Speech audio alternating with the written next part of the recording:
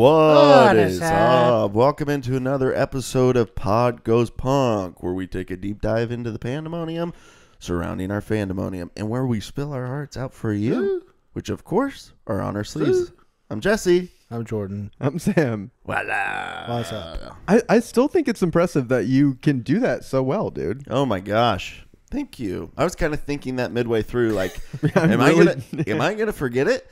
But I wrote it, and while I only said it that one time that it was recorded, I hear it all the time. I listen to my podcast every day. Yeah, it's like Jesse definitely couldn't share his like top Spotify podcast. Yeah. It was like Pod Goes Punk. It was like you've listened to 800 hours of Pod Goes Punk. And it was just like whatever artist, like, kind of really loosely as a friend.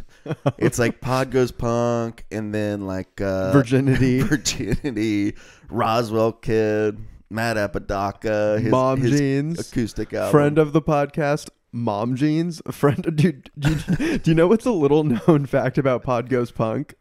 We interviewed the lead singer of Cartel, and we interviewed the lead singer of the band that was Plain White T's. Plain White T's. Yeah. So if you want to dig back into the archives, like, we did these interviews like a year ago. It's really quite bizarre that we did that. But anyway, as you can tell, really up on Sam's radar of cool people that we've interviewed. Couldn't even remember who it was.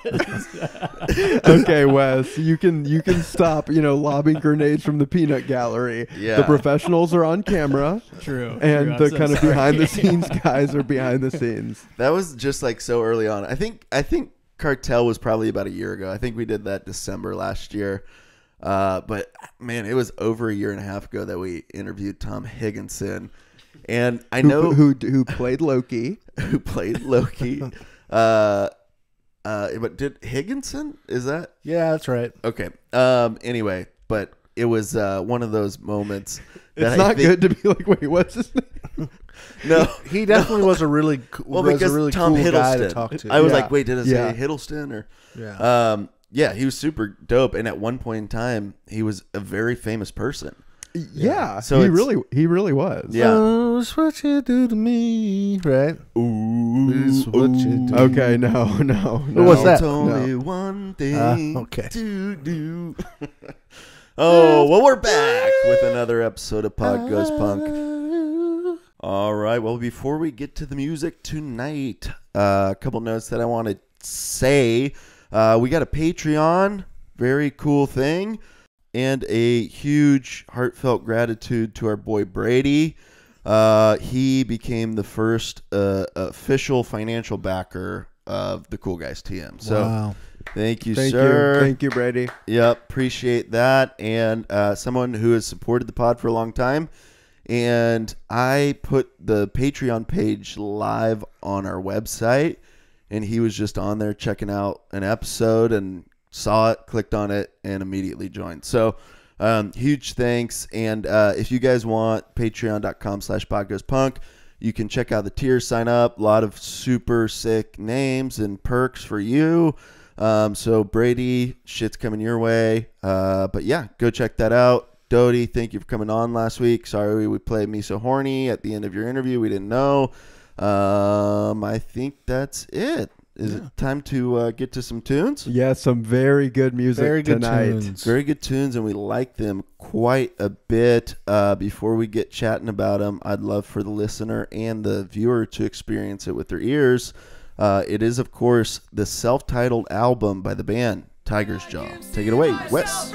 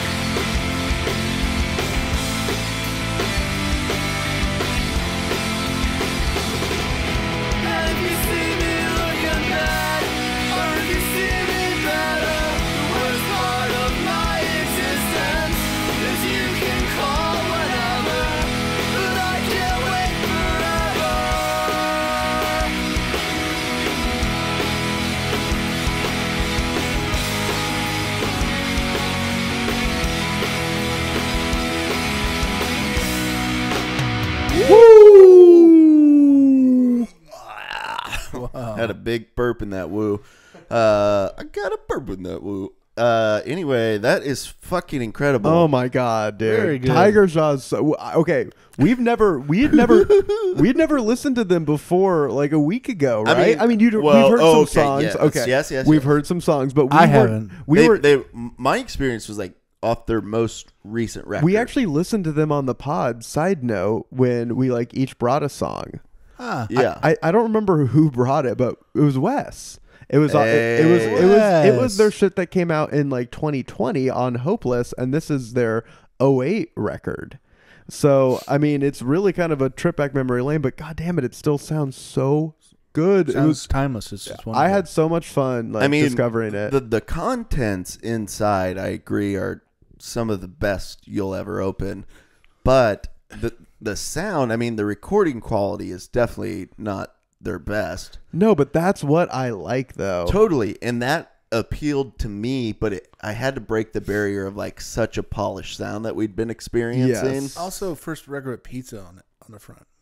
That's Dude, true. that became the cover of this record was like replicated aesthetically like through the emo revival. That became like the template. Yeah. I feel like very kind of like natural, like impressionistic slice of life, kind of young people having fun. That became all of the emo covers. Also like cheesy and crunchy and saucy. And I wanted to take a bite, but yeah, guys. My I impression. thought that was a person laying in the bed. I'm like, well, pizza. You thought wait, Bro, I barely looked at the album. no, because you were cover too till busy just listening now. to it. I know. I was like, I want to look, but I love this song. I actually can't listen to a record if I'm not looking at the cover. Oh my god. Well, it does have a pizza. That all checks out. But I just real quick, your initial thoughts on the record, and then we can get into the facts. I listened to this record. I thought, is this my favorite band of all time? You actually text that to the thread, Yeah. which breaks the cardinal rule of talking about the I couldn't help the it. ep at all. What'd you love about it so much? I mean, it's like sonically, it's like Brand New and the Decemberists had a baby or something like that. Like it's like very I love hearing that. kind of folksy, but like still driving. The songs are all just like beautifully written, and it sounds how I want a record to sound like. I go on walks at night. Yeah, Lately, night walks. Yeah, Yeah, and I might or might not be doing some illegal activities while I'm on that walk. yes. Maybe Robbing. some that enhance music Yeah, listening. thievery, stealing cars. I steal cars and I And that enhances the music because of the fucking, Have you seen Baby Driver? the fucking thrill you feel. Yeah, you put your headphones on and you're like, so when I get done listening I to saw water. when I get done listening to like Billy Joel in the Cadillac I just stole, I park it, I hop out, I smoke a joint, and then I listen to this record.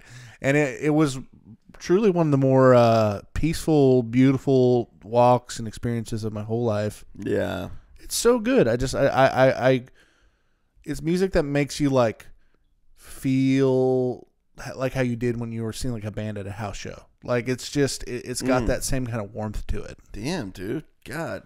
The what was your comp other than Brand New?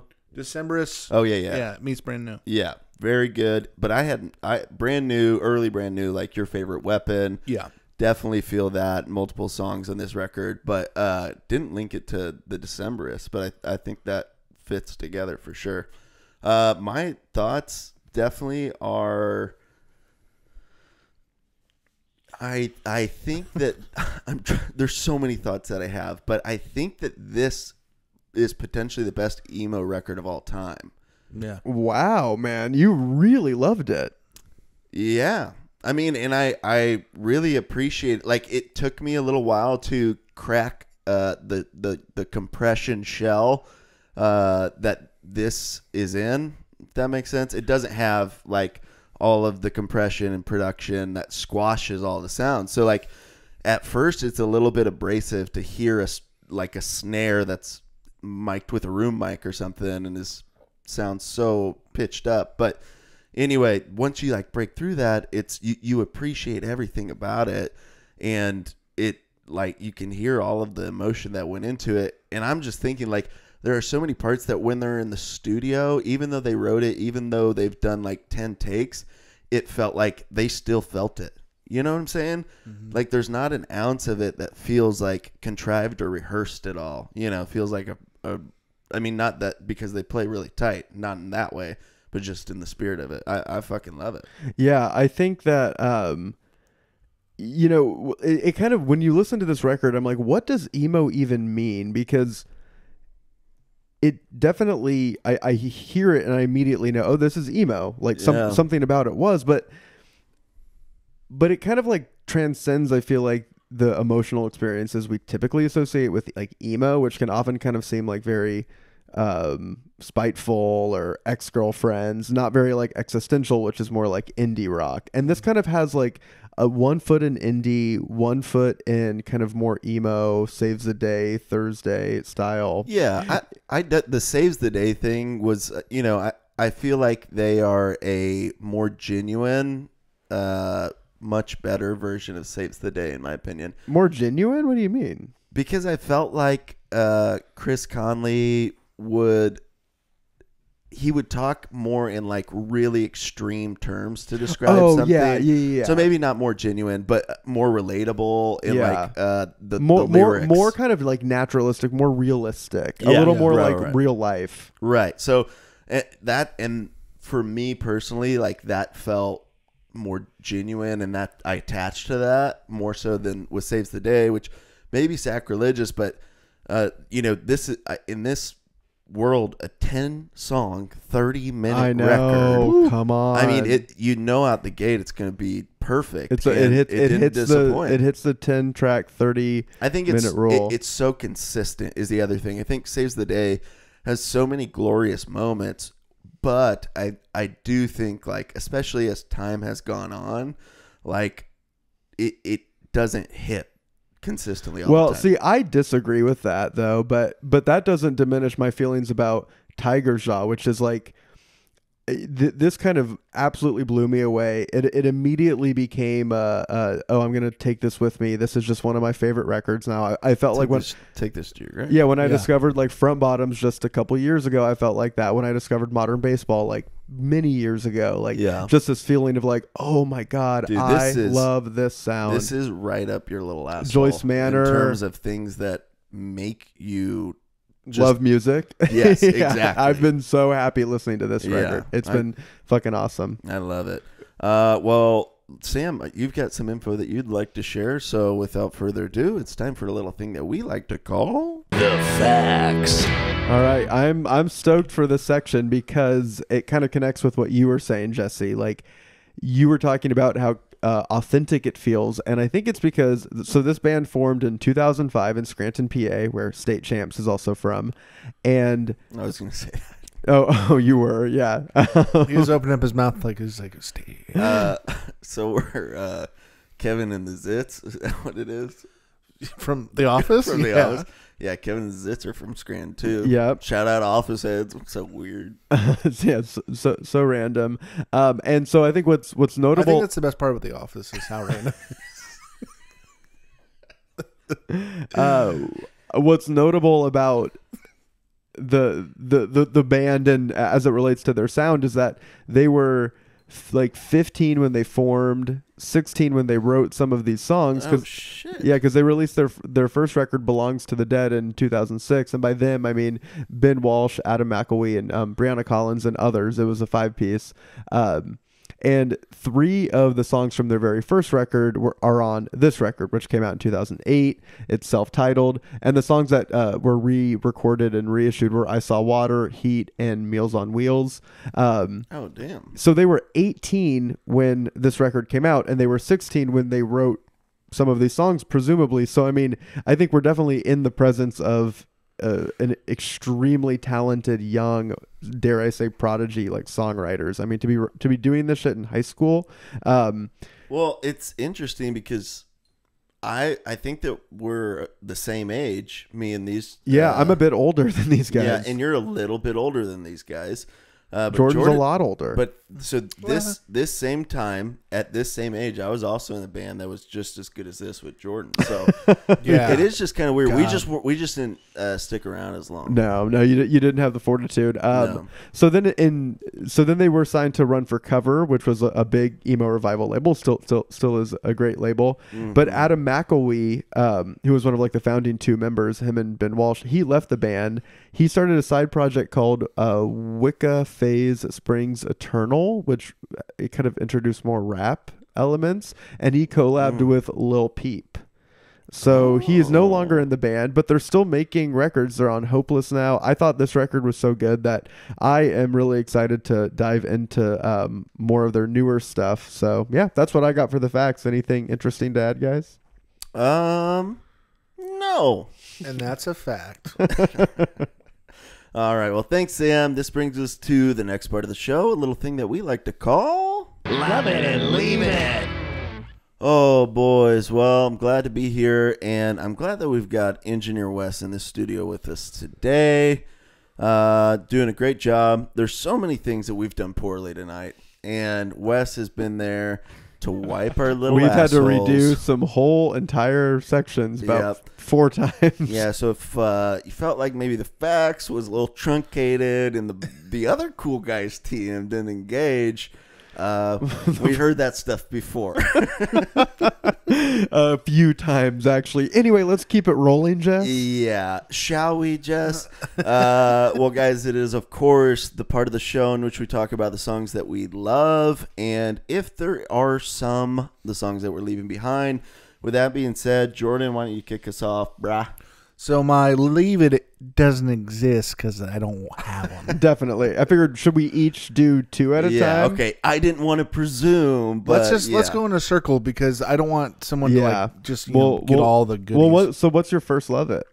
My first love it is I think their most popular song of all time. I knew you were going to pick it. So even though it's my number 1 on my fave song index, I didn't want to fuck with that. That's why I let you go first. It's all part of my thing to give my bro what he Well, let me wants. say the name of it is called Plane vs. Tank vs. Submarine. Oh, let's listen. Lie to me like you used to. Tell me everything is how it should be. Lie to me. Did you have to? 'Cause in the end it never matters what I think. And I can barely tell the sky from the shoreline.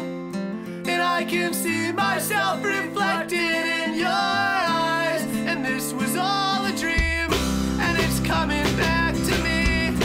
A portrait in grayscale, a perfect betrayal. And I can't even breathe with this weighing on my chest. You knew me at my best, now I can't even stand on my own.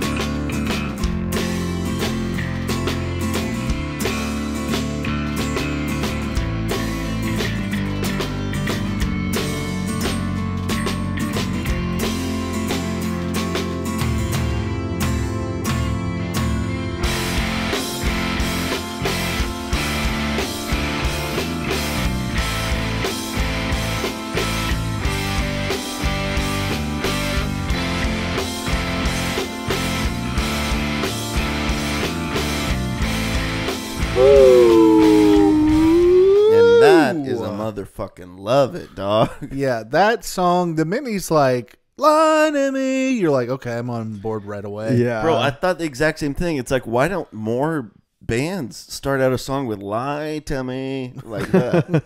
But it's the perfect encapsulation of like how to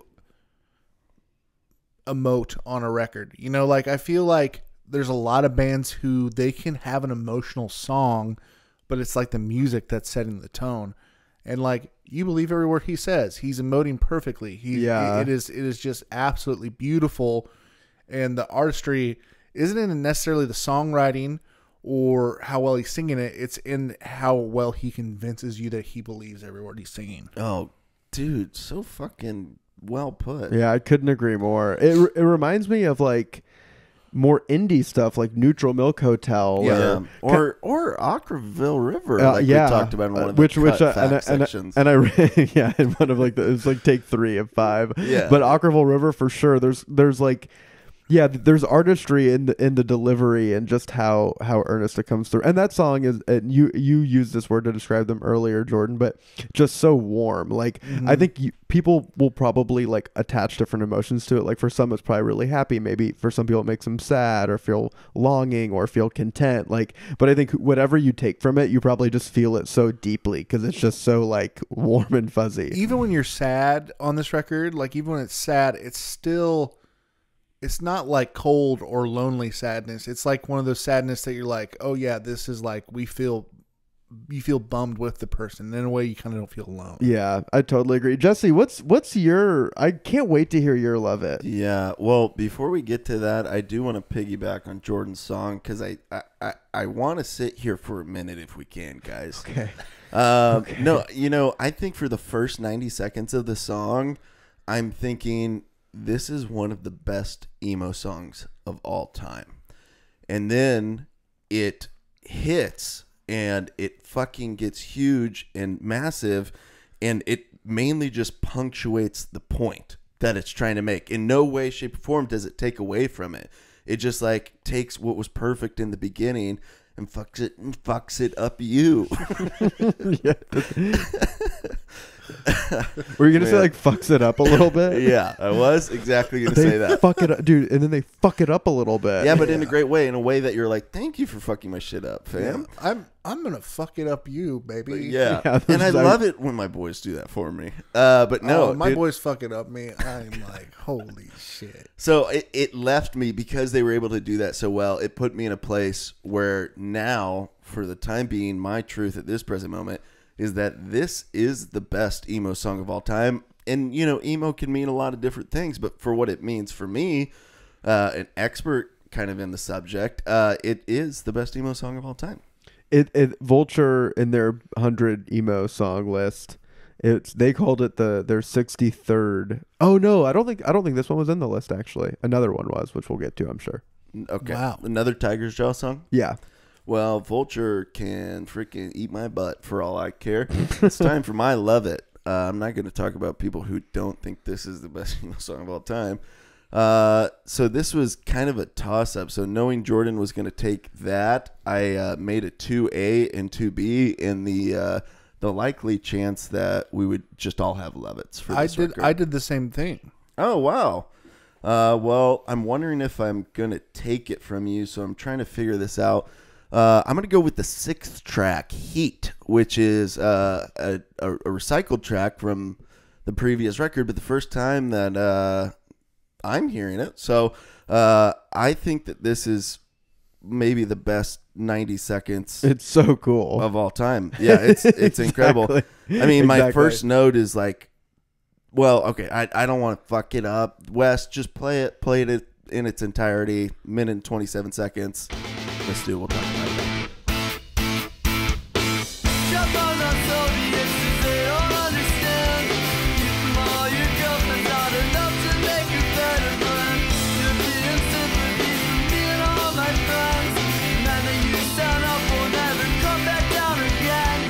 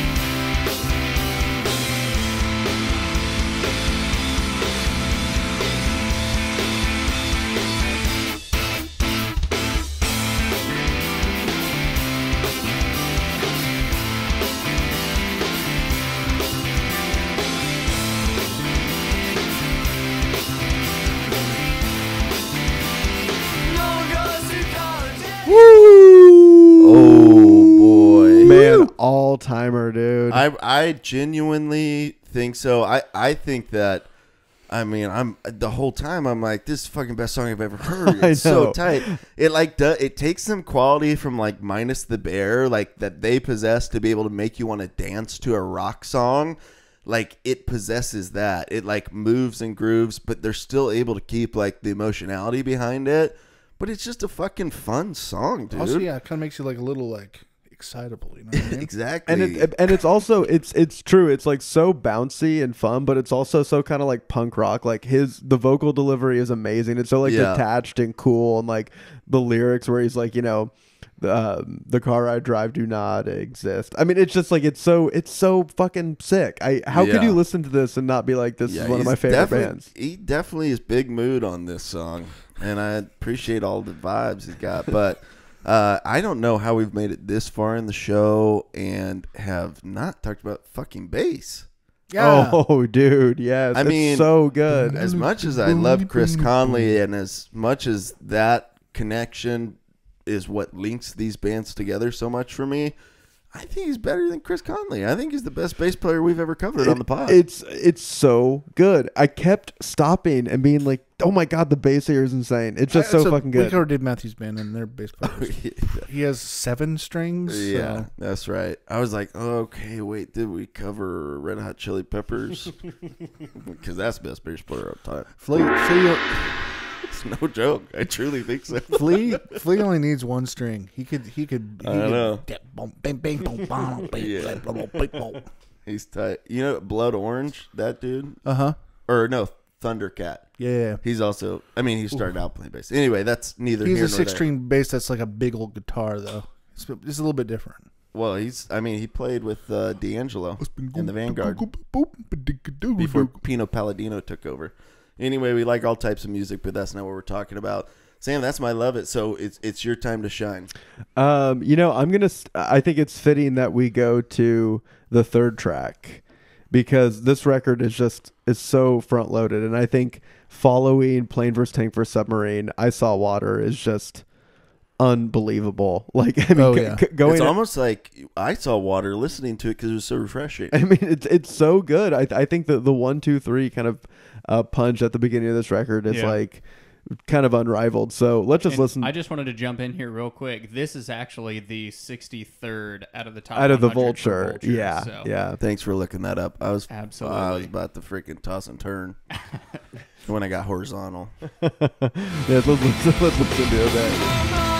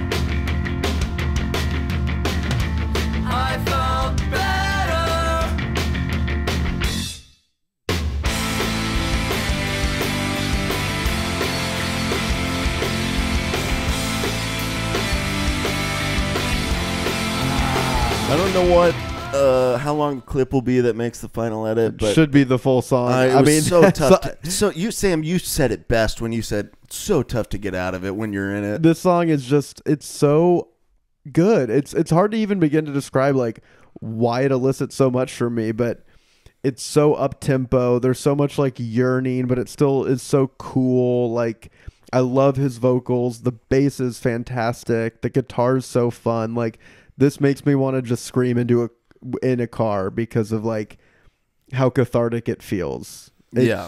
But it doesn't feel cathartic in like a cheap like I hate my ex. Like it's not like Yeah. that. It's like he saw something. He just wants to tell everybody about it. it's like he saw water. He saw water. No, but like you know what I'm saying? It just connects on some like kind of deeper like a heart string while also being extremely fun. So like Your Yeah. soul connects to your soul. it really does, And, man. And dude, I fucking love this the, song. The lighter tone that kicks in here, because it feels like probably the first time we're introduced to it. Although it, I feel like they change up the sound and the emotion, and I mean the tonal vibe that it's putting out. It's like they changed that up quite a bit. But this is the first time that we're hearing something lighter, and it hits like 2000s, early 2000s, Saves the Day, or Your Favorite Weapon era Brand New. It's like that raw kind of like angst in a way that's like more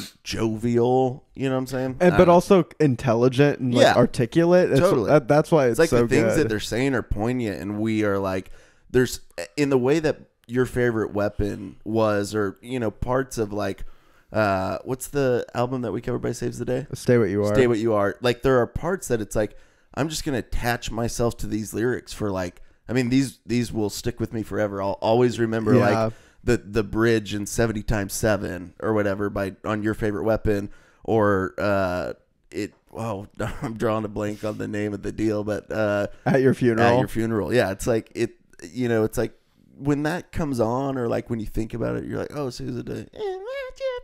Yeah, it's iconic, Exactly, That Sam. You put it perfectly, bud. Well, we'll swing back around to Jordan. What do you think, dude? Number 2? So if you're gonna listen to number 2 because I recommended it, you're gonna listen to number 3 because Sam recommended it. Why not listen to number 4? Oh, Chemical. Wow, Chemical. I really enjoy the double vocals in this song. I think that it really kind of makes it sound all that much more like urgent and desperate, and it's just a really incredible song. Every song on this record I could listen to 100 times and not get sick of it. Yeah. But this is definitely one of those where I 2 through 4 is just a real sweet spot for me. And I surrender. I'm running thin. You are right, 'cause you are everything, and I am nothing.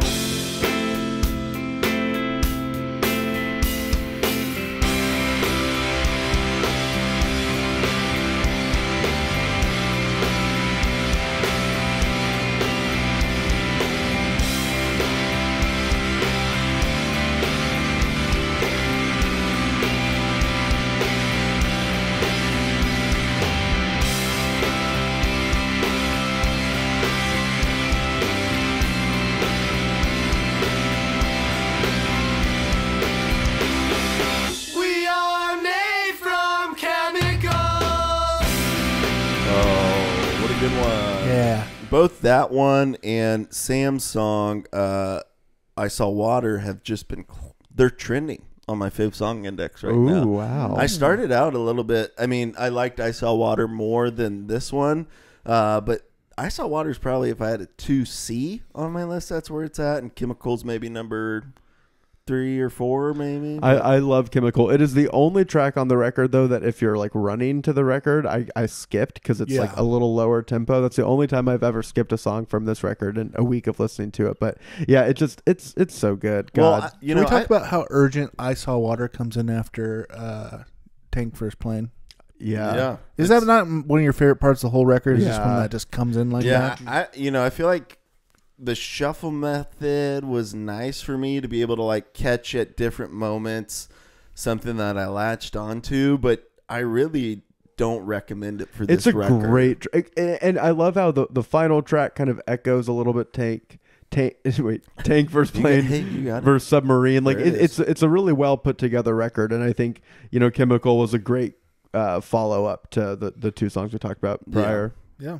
But Jordan, to your point, Chemical, I do feel like there is part of it for me, like in the beginning, maybe like the first 2 minutes of the song, there's like an aspect that is just mid tempo, it seems like it wants to be a slower song, but the drums are kind of moving it along a little bit too quickly.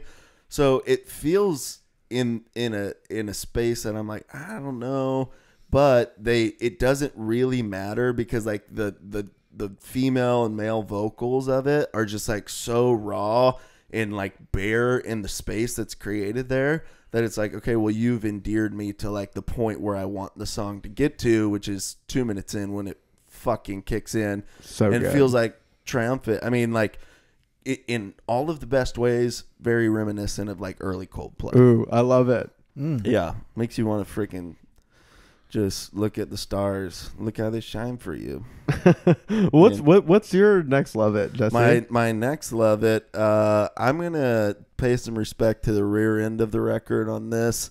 I feel like we've maybe been stuck at top end, and this is actually perfect for me because I did want to share directly from my notes what I wrote about this song. It is the last song on the record. Never Saw It Coming.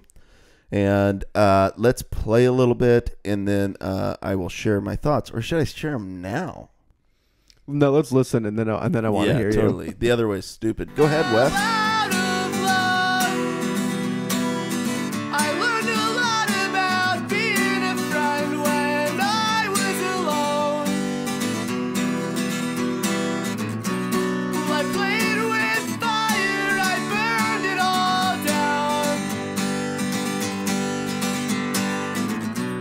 I made more mistakes than you can count.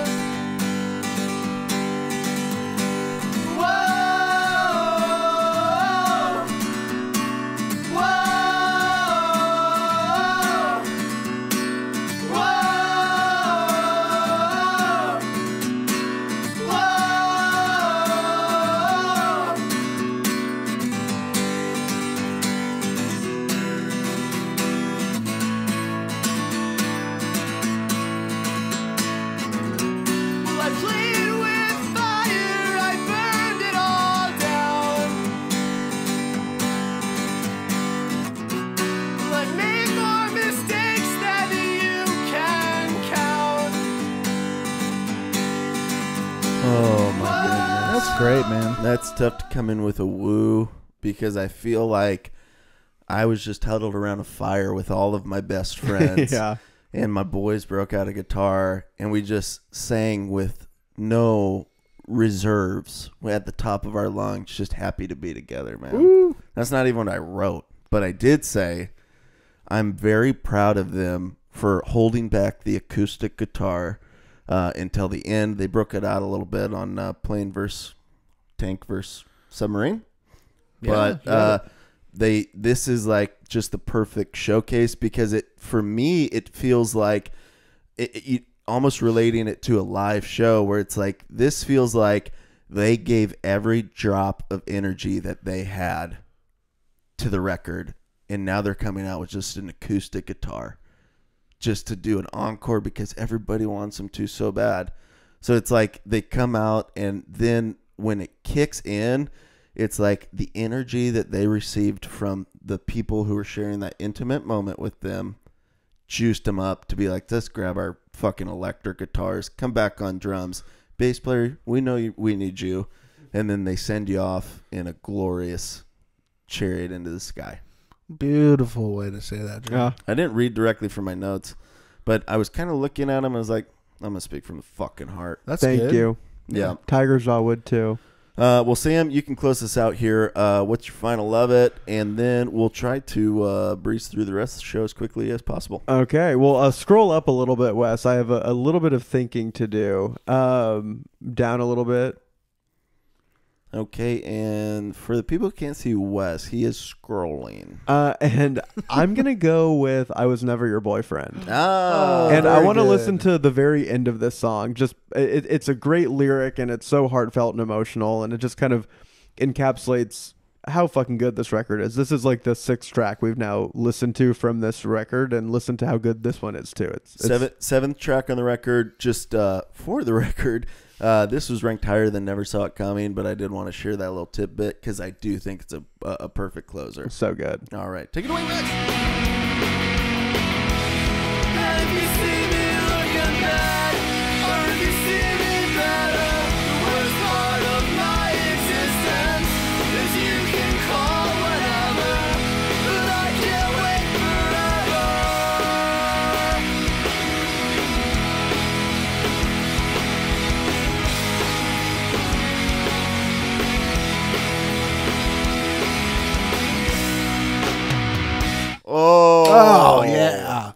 Was that the whole song? No. No, that's just the very end of this. Okay, I was like, God damn. That was like 25 seconds. I love that sound clip, and like, man, this reminds me of I Saw Water, where like it's in a sense you can look at like the emotion he's conveying, you know, where when he says like the worst part of my existence is that you can call whenever, but I can't wait forever. And it's like, oh, that's kind of like high school, like longing.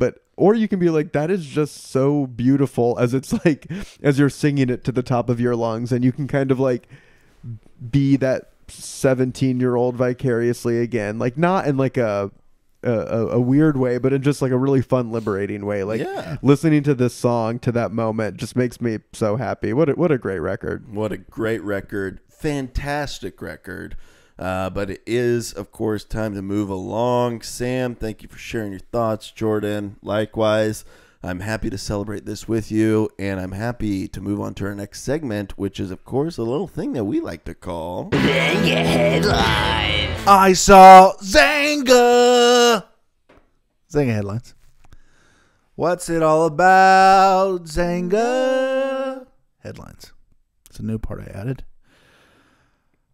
Old social media site, blog site, if you will. But what I sometimes use it is I'm going to air some grievances I have. I text my brother this very text. I say very funny, cool things. Am I colon. Replace the word hurt with squirt in the Johnny Cash version of Hurt, originally by Nine Inch Nails. I'll give you an example. I squirt myself today to see if I still feel. Get to the chorus. And you can have it all. My empire of dirt, I will let you down. I will make you squirt. I text this to my brother. No response. Literally didn't even text me back. This text should be on a cathedral ceiling being worshipped. There should be an audience cheering for this text. Wait, did this just happen? You gotta tweet it from somewhere and send it to like fucking Tank Sinatra or somebody. Like that's gotta be a meme, dude. It's too good. And you know it's good, and then you don't respond. Well, to can me. I tell you my experience? I got it, laughed so fucking hard, but was playing COD with the boys. Oh yeah, you can't respond. And so, No. well, I think it was just me and my boy Cam, and I told him, I was like, dude, my bro will like get high and text me these hilarious jokes. Allegedly like, get high. Yeah. Mom. JoJo. My bro will get accused of getting high from our mom, and he'll send me these hilarious jokes and musings or whatever. And then I shared it with him, and he died laughing. Oh, that's sick. But it did still make me feel bad. Genesis 1:1. This blog site had a header on the top of it. On the left side, one part of the lyric to the first part of the lyric. On the right side, the other part of the lyric to drive it home. With that being said, I will say my Zanga headline. Go off. Hey, I do want to say, for those of you who have listened to every ep of this show, you know that I hated that at the very beginning. Mm-hmm. And now, the last 2 weeks, I've laughed harder than I've ever laughed in my life. Whatever you're doing is working, bud. Yeah, man, I'm getting pretty funny. That's I think two big thumbs up. I think the alleged weed smoking is really making me a better, funnier person. My Zanga headline comes from Plane versus Tank versus Submarine. My love it. Left side, you knew me at my best. Right side, now I can't even stand on my own. God, dude. You know, I feel like it honestly was too genuine for me to extract a lyric that in any way would feel like funny or ironic. So I parted from my usual hilarity and went with something a little bit more heartfelt. And this is, I think it's the bridge, but it's literally just this. It's like spaced out, but it's from one of Sam's Levitt's I Saw Water. Left side, I feel lighter. Right side, I impressed her. Ooh. Oh, man. And there is just like this aspect, like the second I heard it, like, you know, and maybe they wrote it for a different meaning, I guess, but the second I heard it, I just attached this feeling of like the anxiety of liking a girl and feeling better when like you had a positive experience with her. You know what I'm saying? Like definitely. like her like approval in any way, shape, or form is like feels like you're lighter because of it. So yeah, super relatable. totally goes away when you get married. You're Yeah, just oh, like, okay, yeah. good. Yeah. Can I It's play? like I Can I play impressed Call her. of Duty now? What else is new? She saw my fucking KD on Nuketown. All right, so I felt like kill death ratio. Who's Katie? So okay, mine is Fucking grandpa. mine is from a track that we didn't listen to, which I love. It's the intro of The Sun. And for some reason, this lyric just really stuck out to me. It's left side, what about your friends? Right side, do they make you happy? Oh, God my damn. God, that's and, good. And I love it because I feel like it's such a kind of high school thing. Like My I answer really would be like no. her. I really like her. I really like her. But like, dude, her friends. Like, you know, it just seems so of that time period. Bro, so. you know why it's so amazing is because it is relatable and feels like lived in a way that like is completely and utterly normal, and that we all relate to so much because we lived. Like, this is an experience we had because it's 18 years old, but they're talking about shit not in like these grandiose terms or anything. It's like just freaking specificity. Yeah, it's right there. And so it like hits in a point that like no other record are we relating to these themes at this time in which we felt all the things we felt. Dude, that's why I think, and I know a huge inspiration for Joyce Manor was Tiger's Jaw, and that is like a clear through line. Like, yeah, for sure. Where it just kind of like snapshots of life, you know, set to really cool music. So yeah, love that lyric. Love that lyric. Well, it is of course for a little segment. It is of course for a little segment time. Okay. Oh wow. Okay, my baby Yoda. It is of course time for a little segment. Thanks, dude. That was fucking bullshit joke. I hated it. Yeah, not a good one. No, that was at all. good. It's time for Baby Yoda's really popular, and his eggs popular. That was tight. That's like people are gonna be laughing because Wes hit that transition so good. Proud of you, dude. Again, just can't say it enough. Wes is fucking killing it in the studio tonight. Love you, Wes. Yeah, rev your hog, little doggy. Rev your hog. I don't think I said that joke earlier in the take you're hearing or in the. I don't know. Who knows? Yeah. Either way, it's hilarious, and if you heard it twice, then you're welcome twice. So. Yeah, Rev your dog, little hoggy. Rev your dog, little hoggy. This is the final part of the show. It's where we rate the record. And Wes, I'm going to have you cue up the thing that I think you know what to cue up on it. But it is cork trees. Mm-hmm. 10 cork trees is a perfect rating. Half of a cork tree, Patty Stump, named after the little farting bald pig. God damn. There's just so many words that I'm saying at any point in time. Farting, yeah. Patrick Stump, that farting bald pig. I've got a million ideas a second for the best joke to hit right there. And stumbling over farting fat bald pig was the best I could do. So honestly, when we turned 30, you and me, we started. Our dad can't speak either. I mean, he can talk, but. He's for the listener, he's very, very dumb. Very stupid man. He's such a stupid man. But like he slurs his words, not like stroke style, but like just not that kind of like he just has like a mush mouth, like a mushy bad way of talking. Have you seen the Ron Paul video? It's kind of like that a lot. Our dad has like a mushy bad way of talking, and our grandpa, as he got older, the mush mouth gets so bad you're like, what the fuck did you say, Grandpa? Like, yeah, I love you too, I guess. My grandpa, before he passed away, I literally heard 12 words from him my entire life. But one time we were at that's really beautiful. Thank you. college basketball game together. We're sitting there. We watched the whole first half together, and he doesn't say a word. He's just kind of like, he'll see good plays and shake his head. And then the spirit team takes the court, and they're doing some sexy dances, and he just nudges me in the arm and goes, "Very nice." I'm like, damn, dude, you're fucking tight. You're horny like me, Grandpa. Hell yeah. Man, God rest his soul. So horny. What a great I love story. my grandpa. Yeah. Anyway, well, first of all, Jesse, I'm so sorry to hear that he I hope you're hearing this from heaven now, Grandpa. Yeah. I love you. He subscribes. Him and Gaw.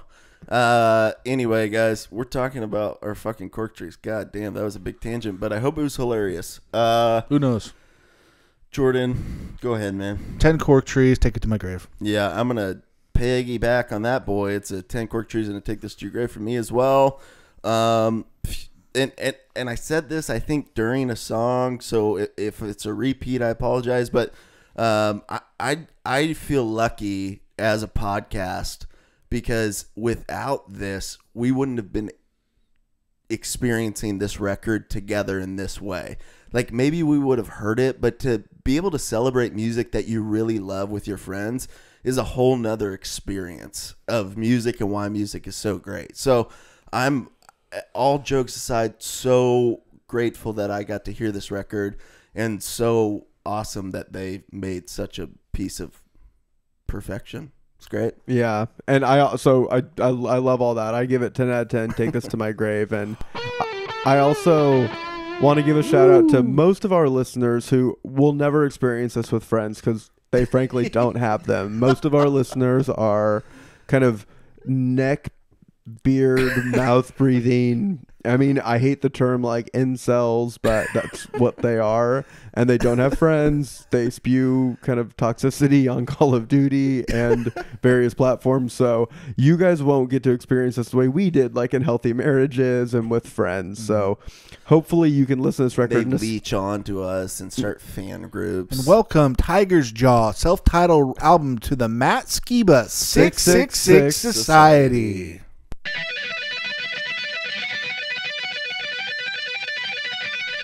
Wow. All right, guys. Well, before we wrap up the show, got a couple things I want to share with you. Like we said at the top of the show, we've got a Patreon. Go check that out, patreon.com/podgoespunk. Please go to our website as well, kind of the epicenter for all things PGP and the Cool Guys TM. But you can check out merch there. You can get a link to our Patreon from there. Sam also wrote a little companion piece to this episode covering Tiger's Jaw, and he will continue to do so periodically with records that he really enjoys. But it is a week with is kind of the thing that we're going with. And so it's just kind of his experience listening through this record for the first time. So I read, I think, the first 2 days of it or whatever that you talked about, and it was so captivating and so fucking funny.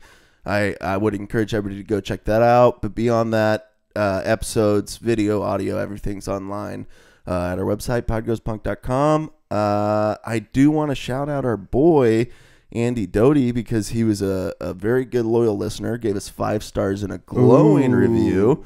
And I know you're curious to see what this guy said.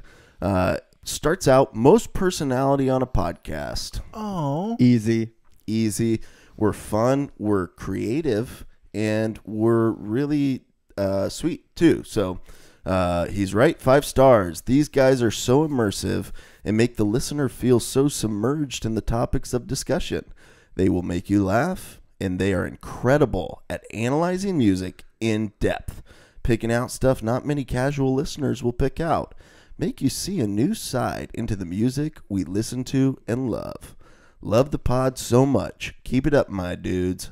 Doty. Wow. King. what an honor. Yeah, and you may ascend the throne as the rightful king of the fan, the Cool Fans TM. Yeah. There King it is.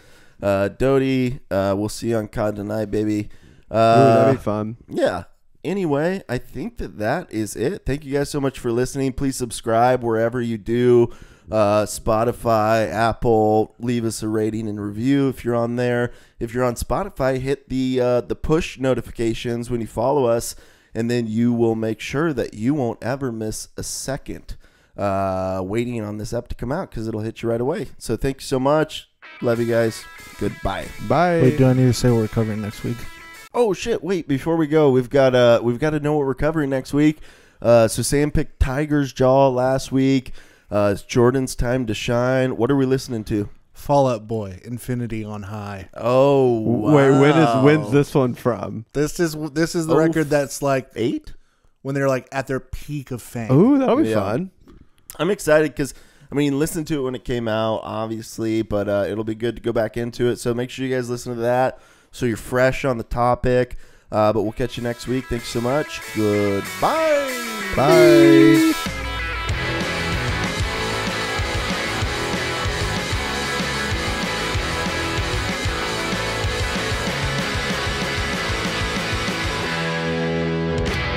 Mario, but